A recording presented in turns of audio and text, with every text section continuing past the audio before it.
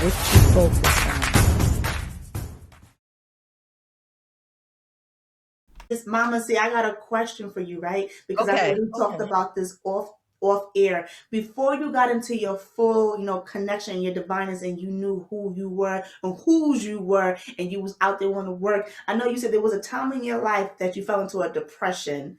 And I know before sometimes, like when you, that's like in the middle, like, you went through your experience, you're here at this highlighted place is wonderful. But in that moment, because I know a lot of people go through it and they're like, everything she's saying, it sounds good. But did she ever have a moment where she felt like she wasn't worthy? Can you talk about that so they can also identify with you that you've been there and you have done that?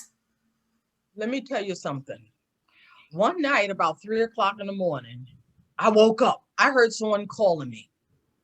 And I sat up to get ready and answer. And I said, fool, you live by yourself. you know? So I said, God, was that you?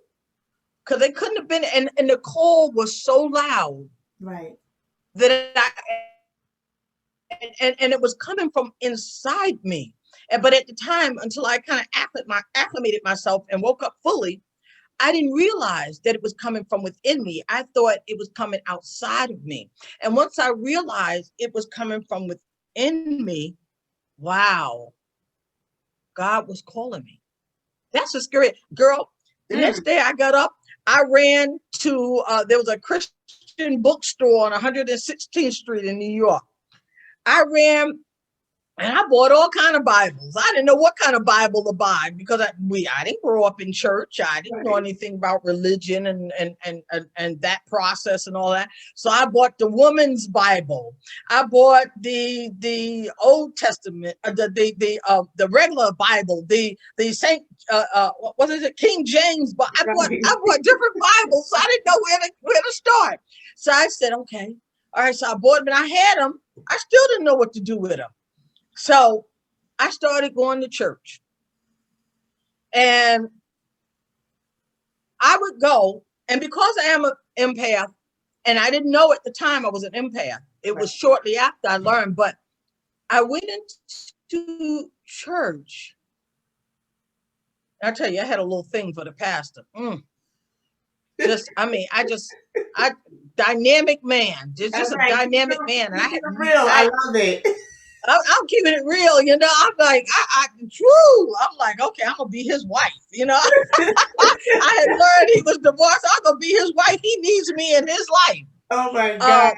But once reality hit me that we were on two different paths and that we would probably never ever be able to come on one accord together because I was strictly spiritual and he was very religious. Okay. And so one day I was sitting there and I heard him say something that was so outrageous that it blew my mind. And so me and a couple of women looked at each other and said, did he just say that?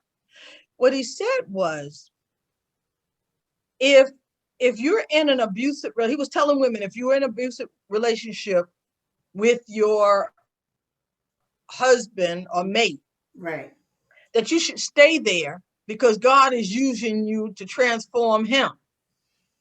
I'm like, well, of course, the next day I called his office and left a message. That was like, oh God. I mean, that message could get women killed. Right.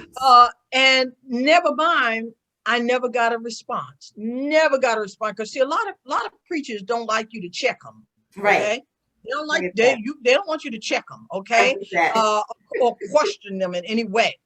So once I realized what I was dealing with, I didn't stop liking him, but I knew, no, that just wouldn't work, and I went on. I went on. But the bottom line here is, from that point, I started gravitating out, trying to figure out, okay, if church is not supposed to be where I'm supposed to be, what do I do?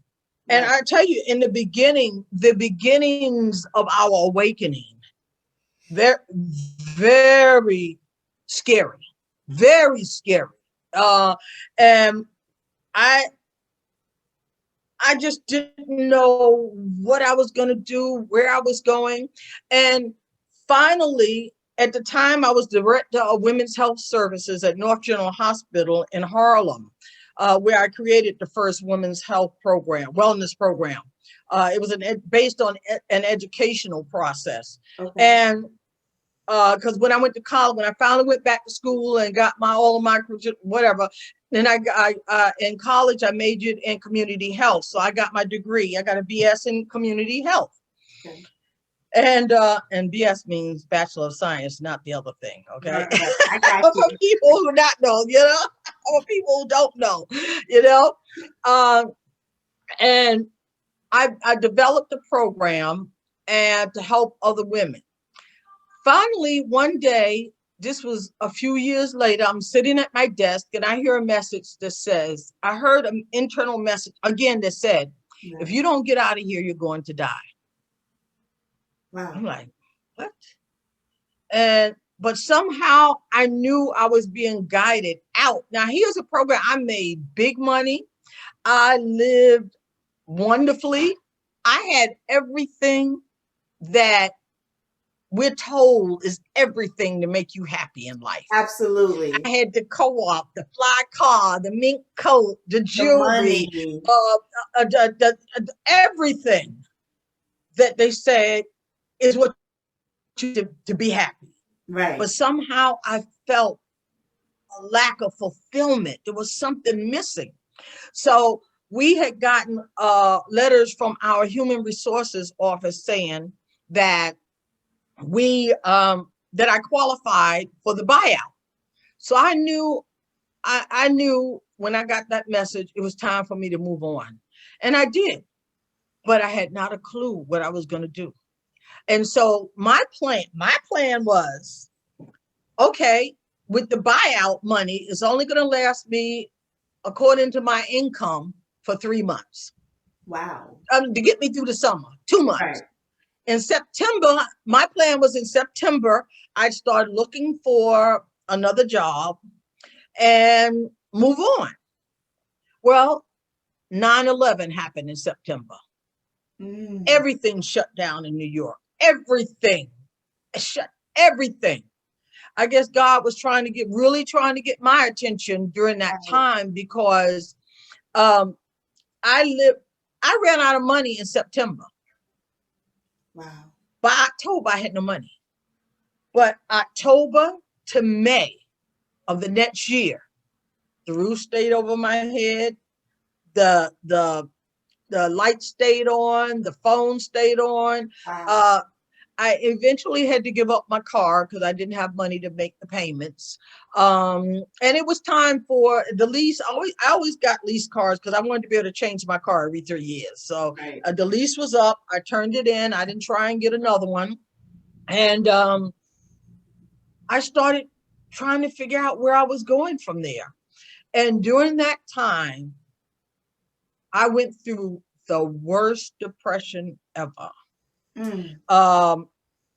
I became a consultant at one hospital, and I worked as a PR and PR and marketing person, as well as health educator at a local clinic, community clinic.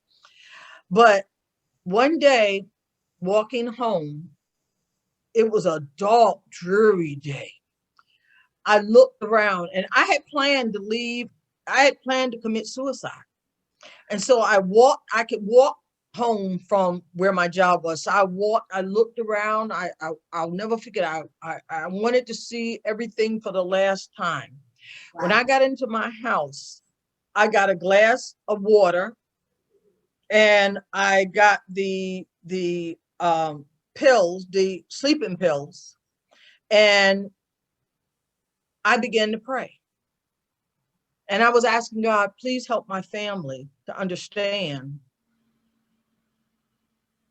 before I did this. And what I heard from God was, if you do this, your daughter, Tiffany, will never forgive you, will never forgive herself, rather, because she had given me the sleeping pills to help me sleep because I had not been sleeping well.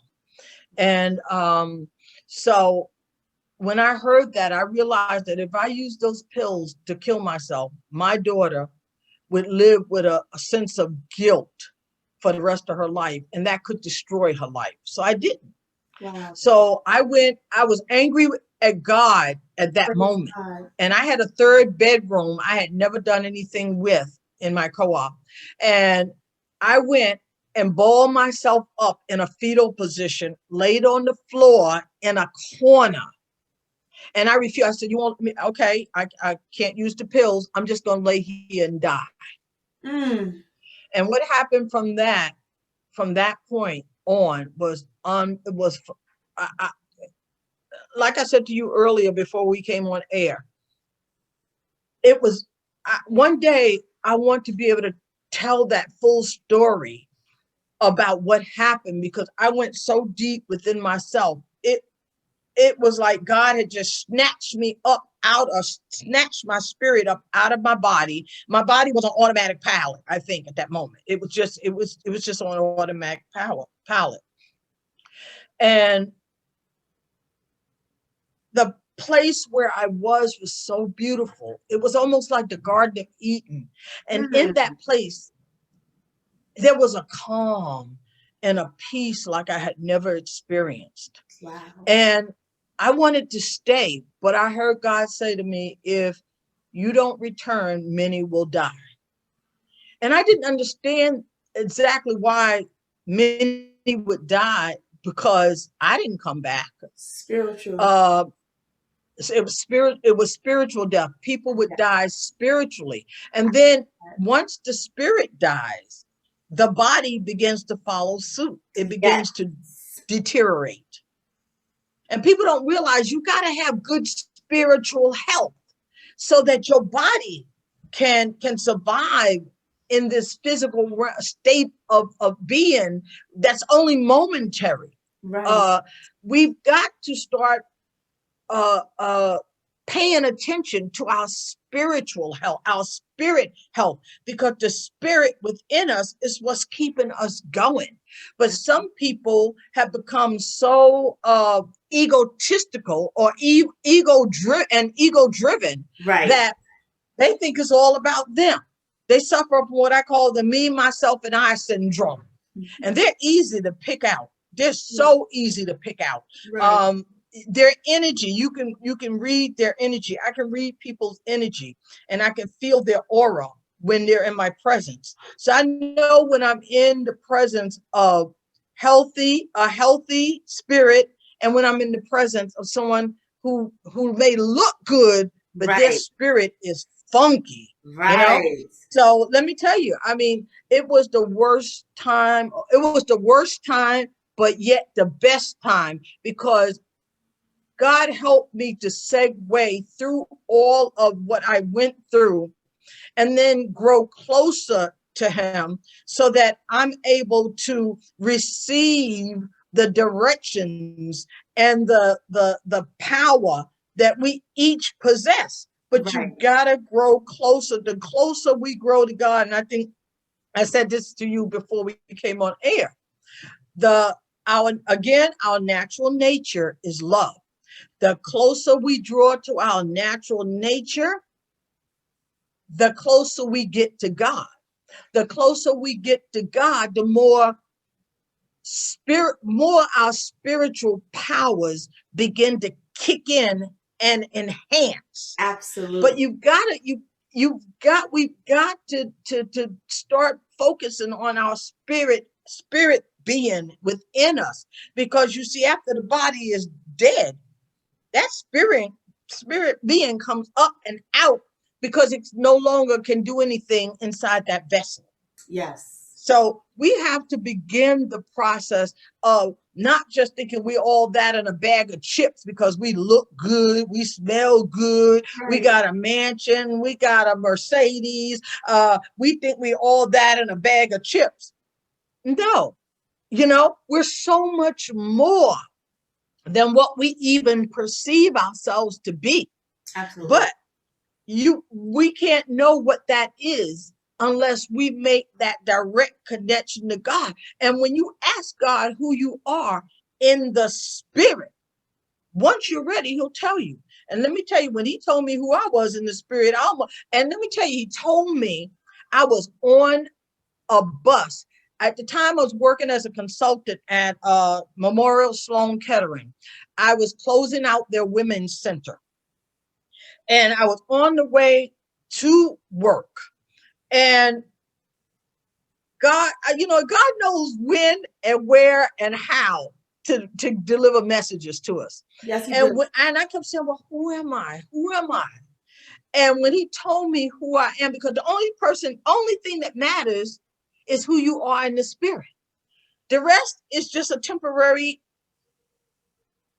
whatever. It's just a temporary Temporary whatever time. it is.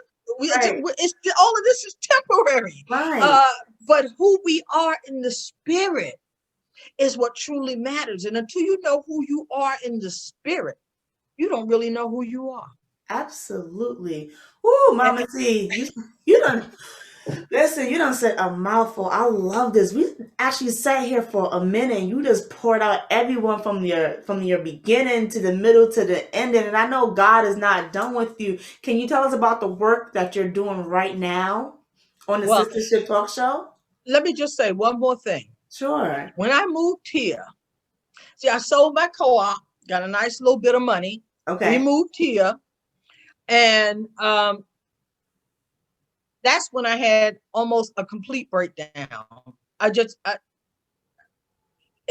was still in the midst of that depression. Right. And I had found a good doctor here, Dr. Georgine Sibbering. Oh, I love her. And every time I went to her, I'd be crying. And the last time I went, I was crying. So I started crying before I even got in the door, and I couldn't stop. Wow. And she said, okay, I have a female psychiatrist I want to send you to. You need to talk. You need to connect to someone who can help you. So I went to this psychiatrist. She put me on some medication. I was on that medication for about 6 months. What I realized was that sometimes depressions are caused by chemical imbalances. Right. And what happened was, from all the stress from my childhood to that point where I came here, where the stress was no longer on me the way it was, I was one ball of stress, and it had created this chemical imbalance that was causing the depression. Depression, right. And after I did my time with the sucker, and a lot of times most times when I went in and talked, I talked. She just let me talk, right? Because I think she realized what I needed to do was get it out. And all the programs that I designed, because I'm a program designer, all the programs I design are based on giving women the opportunity to just talk. Because a lot of women don't have anyone that they can talk to, even if they have families. A lot of times you can't talk to your families. You don't have anybody. Right. So every program, from the program I designed at the hospital, the Women's Health Education and Resource Network at the hospital, to Sister Chat when I got here and got myself back on track and started letting God guide me, to the ladies' room. And now my daughter and I, let me tell you, my daughter has taken the sistership to a whole new level. You know, I may have created the foundation, but my daughter is building the building. I mean, when I look at the things that she's doing to advance the sistership and take it to levels I never even imagined, because see, who the heck knew the technology was going to take over? Right. And my generation, most of us are lost when it comes to technology. My daughter, whatever she doesn't know, she takes the time to find out. And she's like a ball of fire. There's some days when she said, Mom, blah, blah, blah, Mom, blah, blah, blah. She's yelling, yapping stuff at me. And I'm like, Tiffany, give me a break. I gave up multitasking years ago, and multitasking will cause your brain to burn out real fast. So sometimes I have to slow her down because I don't want her to burn out. And that Right. was one of my challenges too. I kept burning out because I was one of the best multitaskers that hospital had ever seen. Definitely guilty for that. I, Yeah. I And can let me tell co-sign. you, and then one of the things I want women to understand, multitasking, that superwoman mentality Woo! will cause you to continuously burn out. And I was the Yes. quintessential superwoman. I mean, Yes. whenever they needed something very strategic done, it was give it to Deborah Coffer, give it to Deborah Coffer, you know. And I remember one of the hospital's attorneys who lived in my building at the time. I heard him say to my boss, who was the CEO of the hospital, how did she do that? Right. Well, I did that because I said, well, God, how am I going to do this? You know, and I got the answer from God. I mean, this brain people take for granted. Right. One of That the greatest every tools ever. one of the greatest tools, and this is how God speaks to us through our brains. But if you won't Absolutely. use your brain, and you're just superficially operating and moving through life, then you're not going to maximize your potential and opportunity. Right. So because I didn't have anyone to think for me as a child, I always had to think for myself. There was no father around. My father only came in late at night when he snuck into my room Yep. because after work, he was a chef. And he and his boss at the restaurant where he worked, a seafood restaurant downtown, they would sit at the bar, play the horses, and drink. So he'd come in, and that's when blah blah blah. And when we left out in the mornings, he would sleep. So there was never any real guidance. I learned to use my brain Right. from a child because I had to do that to survive.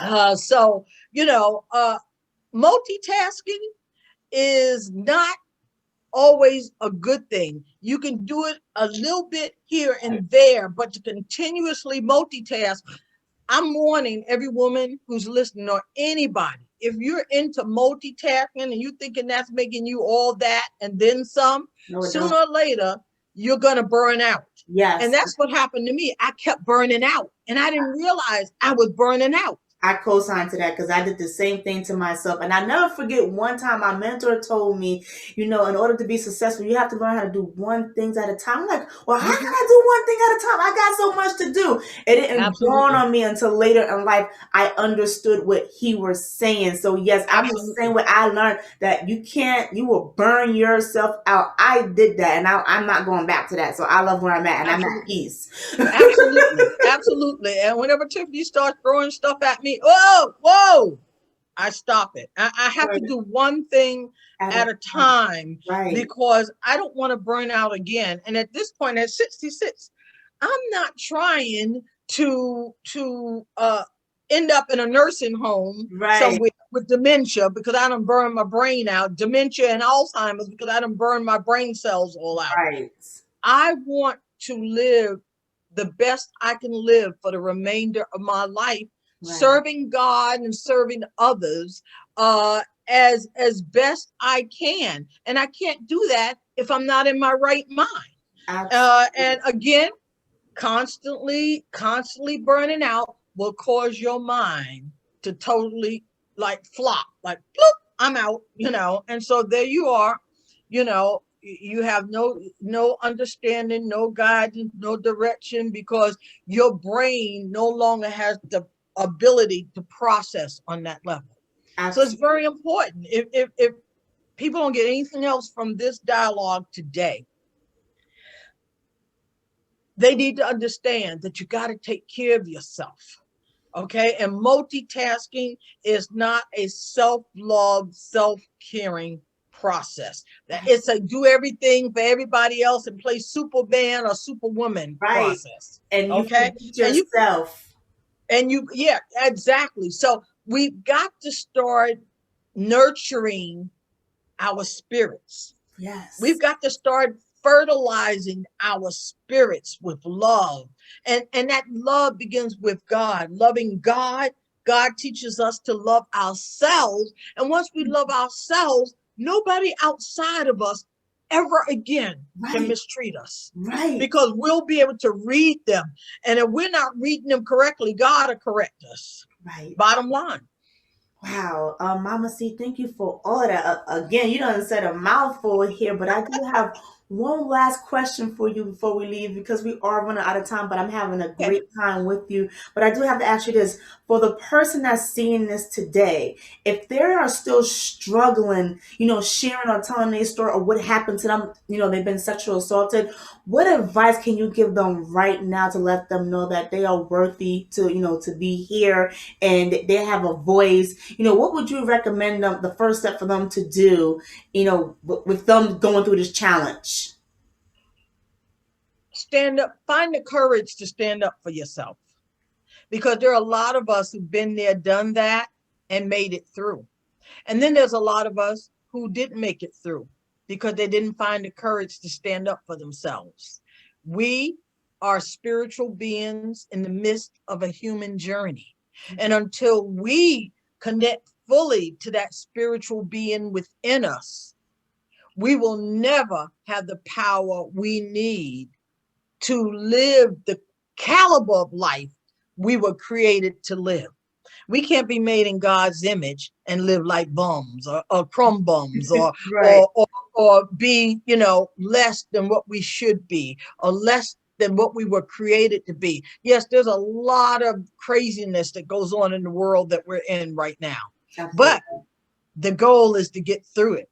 And the only way you can get through it and rise above it is to make that solid connection to God so you know what you're dealing with, the who, what, when, where, why, and how to's are what you're dealing with Right. at all times. And let me tell you, that's peace and that's happiness. Thank you so much, Mama C. And if the people wanted to reach out to you, can they follow you on social media? Yes, I would recommend that they connect with the Sistership, SISTAHSHIP on Facebook, because we have a whole tribe of people who are part of our network who have come together to support one another, to love one another. And it's one of the best experiences ever. And you can also connect with me on Facebook as well. It's Deborah, DEBORAH, Cofer at Facebook. Find me at Facebook. You see my picture? That's me. Connect, friend me for the right reason. Because see, if you don't friend me for the right reason, you're not going to get in. Okay. So connect to the Sistership. There are plenty of programs and shows and support and all the things that will help you find your courage, your strength, and move in ways that you never before thought you would be able to move. Wonderful. Thank you, Mama C. I appreciate your You're time. welcome. Thank you so much, everyone. I hope you took something from today. This has been a great experience. This lets you know that you are not alone out there, and there are people that's supporting you, that's waiting to support you. We are here with open arms. So again, thank you. Share this, like it, comment, tell us what you think. Continue to follow us at the Lady K Chat Podcast on Facebook, Instagram, and YouTube. And you can find us on our website at www.ladykenterprisesinc.com. And again, K is spelled Kay, www.ladykenterprisesinc.com. Everyone, you have a great night and thank you for listening.